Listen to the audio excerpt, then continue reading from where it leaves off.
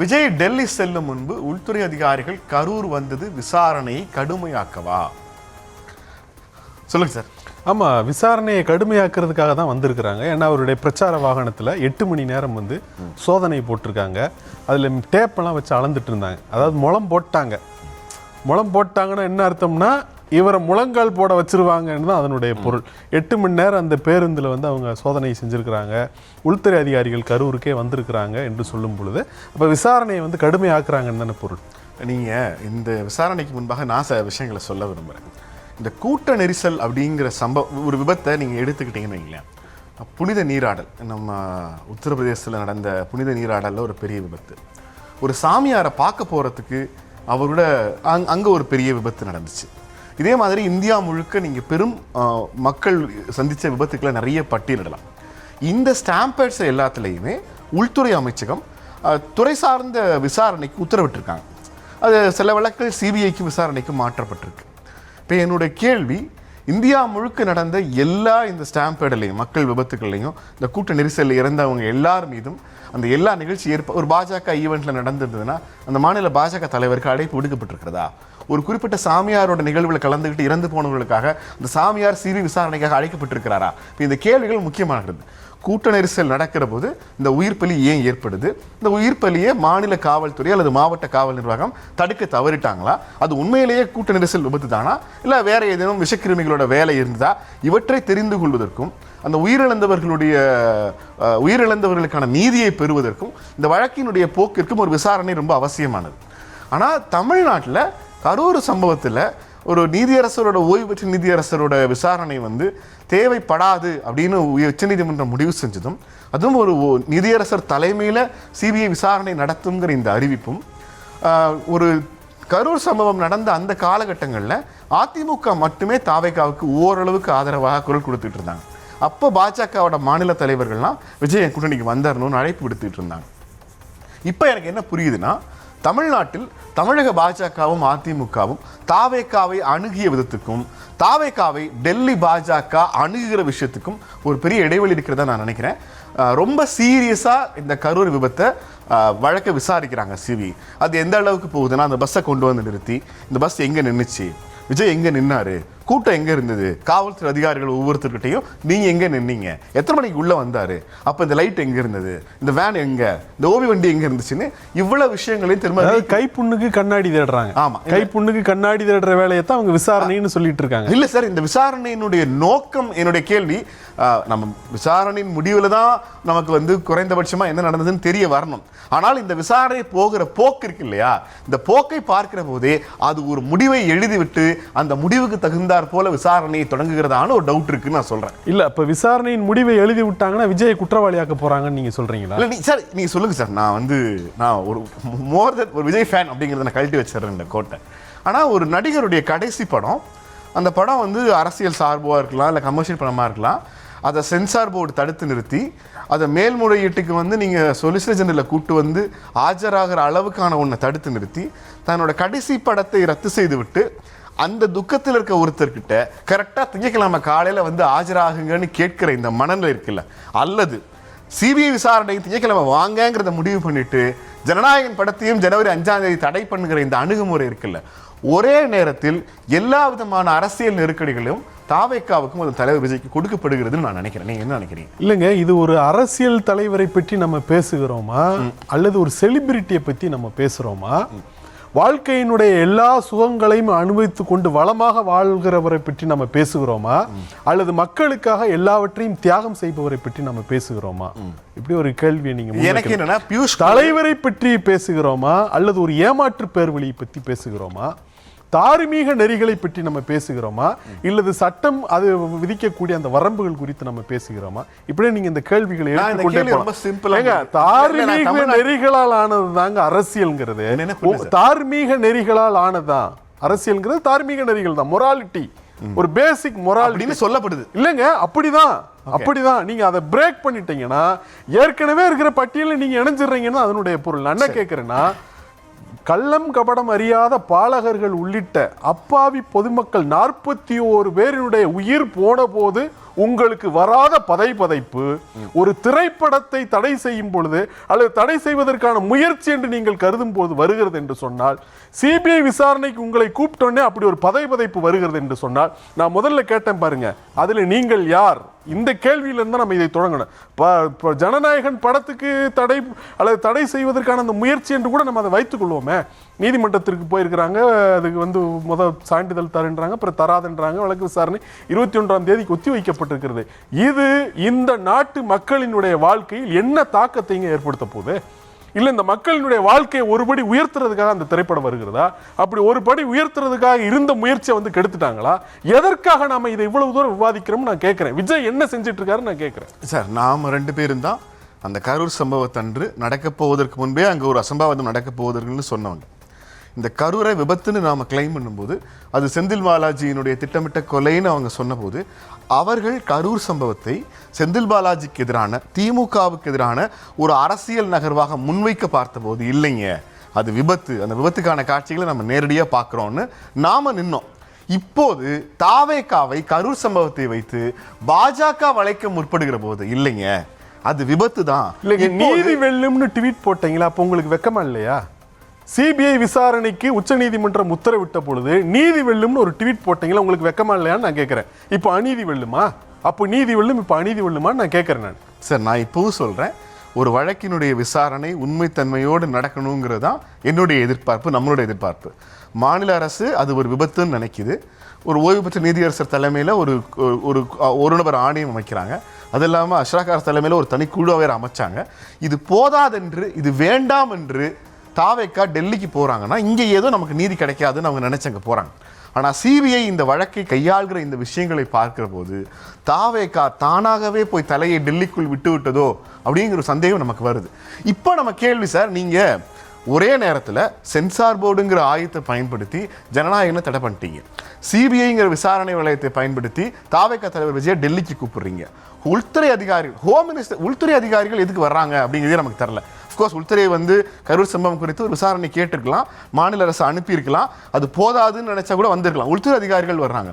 வருமான வரித்துறை இன்னைக்கு நேற்று சென்னை மெட்ராஸ் ஹைகோர்ட்டில் விஜயனுடைய வருமான வரி மோசடி 1.5 கோடி ரூபாய் அவர் பண்ணியிருக்காருன்னு வருமான வரித்துறை பேசுது. இப்போ ஒரே நேரத்தில் CBI, home ministry, income tax department, இவங்க எல்லாரும், சென்சார் போர்டு, இவங்க எல்லாரும் சேர்ந்து தாவேகாவுக்கும் அந்த தலைவர் விஜய்க்கும் கொடுப்பது என்பது ரொம்ப சாதாரணமான நிகழ்வாக என்னால் கடந்து போக முடியல. இந்த புள்ளிகள் ஏதோ ஒன்றில் அவர் வலுவாக சிக்க வைக்கப்பட்டிருக்கிறார், அல்லது இந்த இடத்துல இந்த அதிகார ஏஜென்சிகளை பயன்படுத்தி தமிழ்நாட்டில் இருக்கிற ஒரு அரசியல் கட்சி தலைவரை இப்படி துண்டாட நினைக்கிற இந்த பார்வையை நாம பார்க்க வேணாமாங்கிறதா என் கேள்வி. இல்லைங்க, அப்படி நம்ம பார்க்கணும் தான். நான் அதுக்கு முன்னாடி என்ன கேட்கிறேன்னா, தீதும் நன்றும் பிறர் தர வாரா, சரியா? நீங்கள் செய்த தவறுக்கு இதுவரை நீங்கள் பொறுப்பேற்றிருக்கிறீர்களா? அல்லது அந்த பொறுப்பை வேறொன்றின் மூலமா தட்டி கழிப்பதற்கும் தூக்கி போடுவதற்கு நீங்க முயற்சி செஞ்சு என்ன பண்ணீங்கன்னா, எரியிற கொல்லிக்கு தப்பி எண்ணெய் சட்டியில விழுந்திருக்கிறீங்க. எரியிற கொல்லியில தப்பி எண்ணெய் சட்டியில விழுந்திருக்கிறீங்க தான். நான் அதை மறுக்கல. நான் என்ன கேட்கிறேன்னா, யார் காரணம்னு அது சார், கரூர் விபத்துக்கு முழுக்க விஜய் காரணம் நான் சொல்லியிருக்கேன். அதற்கு விஜய் அந்த நீதிக்கு விஜய் பதில் சொல்லி ஆகணும். கரூருக்கு போறேன், நீங்க கொடுத்த வாக்கு ஏன் கரூருக்கு போகலன்னு இப்போ வரைக்கும் நான் கேள்வி கேட்டுட்டு இருக்கேன். இவை நாம் விஜயிடம் கேட்க வேண்டியவை, நம்ம இப்ப கேட்டுட்டு தான் இருக்கோம். ஆனா இதற்காக யூனியன் கவர்மெண்ட் ஒரு புதிய கட்சியின் மீது தமிழ்நாட்டில் இருக்கிற ஒரு அரசியல், இது நீங்க திருமாவளவன் மேல நடந்தா கேட்க மாட்டீங்களா? யார் மேல நடந்தாலும் கேட்போம்.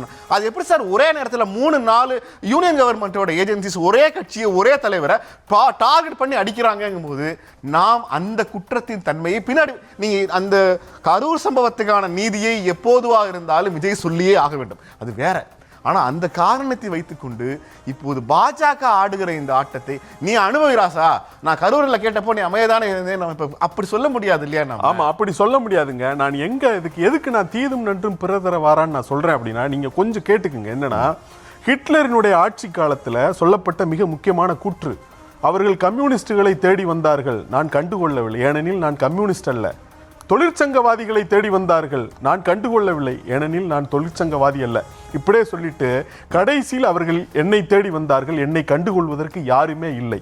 மத்திய அரசு விசாரணை அமைப்புகளை பயன்படுத்தி தன்னுடைய எதிரிகளை இந்த நாட்டில் அடக்கி ஒடுக்குகிறது. ஒண்ணு அவங்க பக்கம் போகணும், இல்லைன்னா அவங்களை அடக்கி ஒடுக்குவாங்க. மாநில மக்களால் தேர்ந்தெடுக்கப்பட்ட மாநில அரசுகளுக்கே குடைச்சல் கொடுப்பாங்க. இது குறித்து விஜய் இதுவரை என்ன பேசியிருக்கிறார் நான் கேட்கிறேன். பாஜகவை கொள்கை எதிரி என்று சொன்ன விஜய் இது குறித்து ஏதாவது வாய் திறந்திருக்கிறாரா? சிஎம் சார் நான் வீட்டில் இல்லை ஆபீஸ்ல தான் இருப்பேன் என்று சொன்ன அதே விஜய் இப்பொழுது பிரதமர் மோடியை பார்த்து ஒரு வீடியோ போட வேண்டியதானே? பிஎம் சார் நான் வீட்லயும் ஆபீஸ்லயும் தான் இருப்பேன், என்ன பார்த்துங்க, என் படத்தை விட்டுருங்க நீங்க சொல்ல வேண்டியது. ஏன் சொல்ல உங்களுக்கு வாய் வரலன்னு கேட்கிறேன். இது பற்றி ஏன் நீங்கள் வாய் திறக்க மாட்டீர்கள்? அதாவது இது விசாரணை அமைப்புகளை ஏவி விடுகிறார்கள் என்பது கடைசியில் முதலமைச்சர் வரைக்கும் ட்வீட் வந்துருச்சுங்க. முதலமைச்சர் கூட போட்டார், சிபிஐ இடி வரிசையில சென்சார் போர்டை நீங்க சேர்த்திருக்கீங்க கண்டது. விஜய் ஏன் வாய் திறக்க மறுக்கிறார் நான் கேட்கிறேன். அப்போ என்னன்னா, இங்க நெருக்கடி வரும் பொழுது அந்த தார்மீக நெறிகளை கூட காட்டில் பறக்க விட்டு அதுல இருந்து தப்பிச்சுக்கணும். அங்க அவன் நெருக்கடி கொடுத்தான்னா அப்பொழுதும் அதே தார்மீக நெறிகளை காட்டில் பறக்க விட்டு நீங்க தப்பிச்சுக்கணும். நான் என்ன கேட்கிறேன், இப்ப வெளியில வாங்குங்க, நீங்க படம் போகட்டும், என்னை சிபிஐ விசாரணை கூப்பிடுறேன், நான் போறேன், ஜெயில போறியா போடு, இப்ப நான் நிக்கிறேன் நீங்க நின்னீங்கன்னா அது எப்படி இருக்கும்? ஒண்ணுமே கிடையாது. நீங்க பீமா கொரேகான் வழக்குன்னு ஒரு வழக்கு இருக்கு. அந்த வழக்குல வழக்கறிஞர் சுதா பரஜ்வாத், கவிஞர் வரவரராவ், ப்ரொஃபசர் சாய்பாபா இது போன்றவர்களை சிறையில காராகிருகத்தில் அடைத்து எந்த விசாரணையும் இல்லாம வைத்த ஸ்டேன்ஸ் பாதிரியார்னு ஒருத்தர் சிறையில செத்தே போயிட்டாருங்க. சர்ஜில் இமாமும் அவர் உமர் காலித்தும் 5 ஆண்டுகளாக பிணை இல்லாமல் உச்ச நீதிமன்றத்தில் இருக்கிறாங்க. அந்த டெல்லி கலவரத்தை மூட்டிய கபில் சர்மா இன்னைக்கு டெல்லி கேபினெட்ல மினிஸ்டர். அவரு உமர் காலித்துக்கு சர்ஜில் இஸ்லாமுக்கு பிணை கிடைக்காத பத்தி அவர் ஊடகங்களுக்கு பேட்டி அளித்துக் கொண்டிருக்கிறார். கலவரத்தை உருவாக்கியவர் அமைச்சர். அந்த கலவரத்தினால் பாதிக்கப்பட்டவர்கள் 5 ஆண்டுகளாக பிணை இல்லாம சிறையில் இருக்கிறாங்க. நான் சொன்ன முதல்ல இது போல இந்த நாட்டினுடைய சிறைச்சாலையில் வாடுகிறவர்கள் விசாரணை கைதிகளாக வழக்குகளே போடப்படாமல் இருப்பவர்கள் எத்தனையோ பேர் இருக்காங்க. இது குறித்தெல்லாம் நம்ம பேசல. ஆனா விஜய்க்கு இப்ப சிபிஐ விசாரணை என்று நம்ம கொதிக்கிறோமே, இந்த விஜய் கொதிக்கிறாரான்னு நான் கேட்கிறேன். இந்த தார்மீக நெறியிலிருந்து நீங்க இப்ப இந்த அரசியல் அணுகுனீங்கன்னு வச்சுங்களேன், நீங்க தலைவருங்க, நீங்க இப்ப வாங்க வெளியில, நீங்க வர மாட்டேன். எனக்கு ரொம்ப சிம்பிள். விஜய் சிபிஐ விசாரணைக்கு போயிட்டு அப்படியே திகாருக்கு அமிச்சிட மாட்டாங்க, அவர் திரும்ப சென்னைக்கு வருவார். நாம் அவரிடம் எப்போது வேண்டுமானாலும் கேட்கலாம். அதை நான் சொல்லல. ஆனா சார் நான் சொல்றது ஒரே நிமிஷம் இல்ல, நான் ஒரே நிமிஷம். பியூஷ் கோயல் விஜய் ஒரு ஸ்பாயிலராகத்தான் இருப்பார், அவரை இப்போதைக்கு டிஸ்டர்ப் பண்ண வேண்டாம்னு சொன்ன டோனுக்கும் விஜய் மீது தற்போது எடுக்கப்படுகிற நடவடிக்கைகளுக்குமான வித்தியாசத்தை பார்க்கிற போது, நீங்க நடிகராக இருந்து அரசியலுக்கு வந்த எம்ஜிஆர் மீது காங்கிரஸ் கட்சி இவ்வளவு பெரிய தாக்குதலை நடத்துறதுக்கு முன்னாடியே அவர் என்ன பண்ணிட்டார்னா, அவங்களுடைய நிபந்தனைகளுக்கு அவர் பணிந்து போய் திமுகவை உடைத்து அதிமுக என்ற கட்சியை தொடங்கி விட்டார் என்பதுதான் ஒரு தாராரினுடைய குற்றச்சாட்டு. அப்ப விஜய் நமக்கு ஒரு டவுட் இருந்தது, விஜய் பாஜகவினுடைய பி டீமாக இருக்கலாம்னு ஒரு டவுட் இருந்தது. ஆனா இப்ப பாஜகவோட நடவடிக்கைகளை அப்படி பார்க்கிற போது பாஜகவோட நடவடிக்கைகள் அப்படி தெரியல. இப்ப நீங்க என்ன சொல்றீங்கன்னா, யூனியன் கவர்மெண்ட் இப்படிதான் எல்லாரையும் அடிப்பாங்க, நீ இப்ப அடி வாங்கு நான் பாக்குறேன்னு சொல்ற பார்வை இல்லை. அது சொல்லவில்லை. செய்யத்தக்க அல்ல செய்யக்கெடும், செய்யத்தக்க செய்யாமையானும் கெடும். செய்யக்கூடாத ஒண்ணு செஞ்சீங்கன்னா மட்டும் கேடு வராதுங்க, செய்ய வேண்டியது நீங்க செய்யாம இருந்தாலும் கேடு வரும். நான் தான் சொன்னேன், மத்திய அரசுக்கு எதிராக விஜய் என்ன குரல் எழுப்பி இருக்கிறார், இந்த விசாரணை அமைப்புகள் எதிர்க்கட்சிகளுக்காக எந்த குரல், பாஜகவுக்கு எதிராக எந்த குரலையுமே எழுப்பாத விஜய்க்கு ஏன் இவ்வளவு பெரிய? அதுதான் நான் என்ன சொல்றேன், மக்களினுடைய ஆதரவு, இளைஞர்களினுடைய ஆதரவு, இவ்வளவு பெரும் இளைஞர்களுடைய ஆதரவை பெற்றிருக்கிற அவரை இந்த அரசியல் சூதாட்டத்துல ஒரு ட்ரம்ப் கார்டு மாதிரி அவங்களுக்கான ஒரு துருப்பு சீட்டாக அவங்க பயன்படுத்த பாக்குறாங்க. அதுவும் அவரை ஜோக்கரா மாத்துறதுக்கு முயற்சி பண்றாங்க. இதன் பிறகும் கூட விஜய் விழித்துக் கொள்ள மாட்டாருன்னா நான் என்னன்னு கேட்கிறேங்க. நானு இந்த அரசியல் சூதாட்டம் இருக்குல்ல, இந்த சூதாட்ட களத்துல விஜய் இறங்கி இருக்கிறார். விஜய் சரியா ஆடுவாரு, ஆடி அவருக்கு தான் வெற்றி என்று இத்தனை லட்சக்கணக்கான இளைஞர்கள் காத்துட்டு இருக்கிறாங்க, கொண்டாடுறாங்க. நீங்க விஜய் பற்றி நீங்க குறைய சொல்ல முடியல, அவங்க அவ்வளவு தூரம் கோச்சுக்கிறாங்க இல்லையா? அவ்வளவு பெரிய ஆதரவை நீங்க வச்சிருக்கிறீங்க. இப்படி நிக்கிறாங்க 41 பேர், உயிர்கள் ஏற்கனவே பறி போயிருக்கு. நீங்க துருப்பு சீட்டாக அல்லது அந்த சீட்டாட்டத்தில் வெறும் ஜோக்கரா தான் நீங்க பயன்பட போறீங்களா நான் கேட்கிறேன். நான் அதுக்கு விஜய் கிட்ட என்ன பதில் இருக்குன்னு நான் கேட்கிறேன். பாஜக விஜயை இப்படி கையாள்வது குறித்து உங்களுக்கு ஒரு கண்டனம்னு வார்த்தை ரகுமான் சார் வாயிலிருந்து வரவே மாட்டேங்குது. நான் என்ன சொல்றேன்னா, விஜயை மட்டுமல்ல, இந்த விசாரணை அமைப்புகளை பயன்படுத்தி மத்திய அரசு இன்னைக்கு செய்கிற வேலை நம்ம எல்லோருக்கும் தெரிஞ்சதுதான், ஒண்ணுமே கிடையாது. நீங்க என்ன சொல்றீங்கன்னா, டெய்லி பாஜகவுக்கு யூனியன் கவர்மெண்ட் கண்டனம் தெரிவிக்கலங்க. யதார்த்தத்தை நம்ம பேசுறப்ப மகாராஷ்டிரா இருக்குல்ல, அந்த மகாராஷ்டிராவில் பாத்தீங்கன்னா இந்த இவருங்க சிவசேனான்னு ஒரு கட்சி, அது என்னாச்சு? எந்த சிவசேனா? அப்படி கேட்குறீங்களா? இப்போ என்னன்னா அந்த என்ன ஒன்றும் இல்லாமல் போன அந்த சிவசேனாவோட பால் தாக்கரேவோட பையன் இப்போ வந்து ராஜ் தாக்கரேவை சேர்த்துக்கிட்டு அங்கே களம் காட்டுறாங்க. சரத் பவார் கட்சி இப்போ வந்து சுப்ரியா சுலேவும் அஜித் பவாரும் கை கோர்த்துக்கிட்டாங்க. எஸ், எவ்வளவு காலத்துக்கு பிறகு எதெல்லாம் இப்போதான் உங்களுக்கு வந்து விழிப்பு வந்திருக்கு. ஆகா, இந்த பாதையில நம்ம போனோம்னா பாஜக நம்மளை ஒன்றுமில்லாமல் ஒழித்து விடும் என்கிற விழிப்புணர்வு உங்களுக்கு தான். இப்படி நம்ம கண் முன்னாடி ஆயிரக்கணக்கான உதாரணங்கள் இருக்கும் பொழுது விஜய் அது குறித்து ஏதாவது கவலைப்பட்டாரா என்பதுதான். அல்லது விஜய் தனக்காகவாவது குரல் கொடுக்கறதுக்கு ஏன் வெளியில வரமாட்டேன்றாரு? ஜனநாயகன்கிற படம் 500 கோடி ரூபாய் முதலீடு போட்டிருக்கிறாங்க. அந்த 500 கோடி ரூபாய் முதலீட்டை நம்பி அந்த தயாரிப்பாளர் இருக்கிறார், அதை நம்பி ஒரு திரைப்பட குழு இருக்கிறது, அது நம்பி பலருடைய வாழ்வாதாரம் இருக்குன்னா நீங்க சொல்றீங்க. அதற்கதையாவது அவர் ஏன் குரல் கொடுக்க மாட்டேன்றாரு, ஏன் பேச மாட்டேன்றாரு? ஏன் பேச மாட்டேங்கிறாருங்கிறது நம்ம ஒரு ஃபோன் பண்ணி அவர்கிட்ட கண்டிப்பா கேட்கலாம்.